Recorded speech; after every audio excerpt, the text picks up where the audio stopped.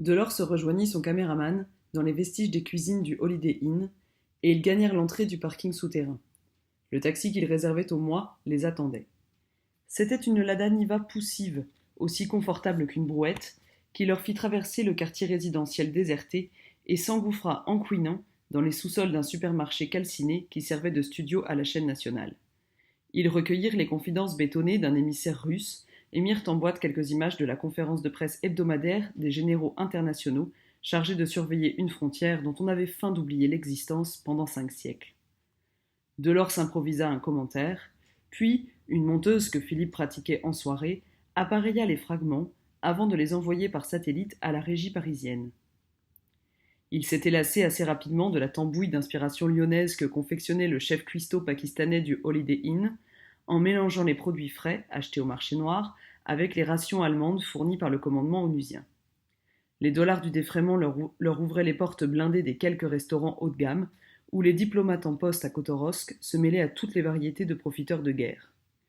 Ils commandèrent des truites de la Milva, qu'on leur servit accompagnées des derniers champignons de l'automne, et Jean-Yves Delors s'attendit que le garçon se soit éloigné pour résumer à Philippe les critiques de Pollex sur leur travail commun.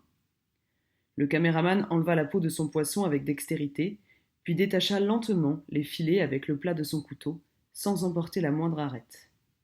Il piqua les pointes de sa fourchette à l'intérieur de son citron pour arroser la chair.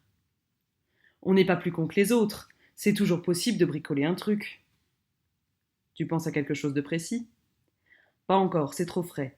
Il suffit de penser à un scénario et de dégoter les gugus qui veuillent bien interpréter les rôles. Delors fit la grimace. Qu'est-ce que tu as ? C'est pas bon ? Il posa ses couverts et haussa les épaules. Si, c'est parfait. Je vais te raconter une histoire.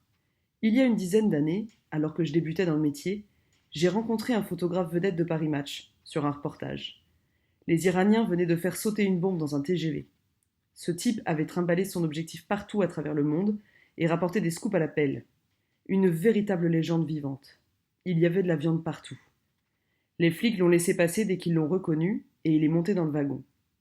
Je ne sais pas pourquoi, j'ai suivi le mouvement sans qu'il s'en aperçoive. Il y avait une petite môme dans un coin. Il a réglé son appareil, pris quelques clichés, puis il a sorti de son sac un objet. Je n'ai pas réussi à savoir quoi sur le moment. Il l'a posé près du corps de la môme, avant de finir sa pellicule. C'était quoi ? Attends ! Il est sorti par l'autre porte. J'ai regardé en passant. Il n'y avait rien. J'ai acheté l'édition spéciale de Match. La photo figurait en une. Je la revois comme si je l'avais devant les yeux. La moitié du visage de la gamine, ses cheveux répandus sur son épaule, sur son bras, et juste à côté de la main ouverte, une petite poupée au regard bleu. Oh, c'était à chialer. Tu comprends, c'est ça qui en faisait toute la force, la poupée qu'il avait posée. Philippe redonna de la couleur au vert.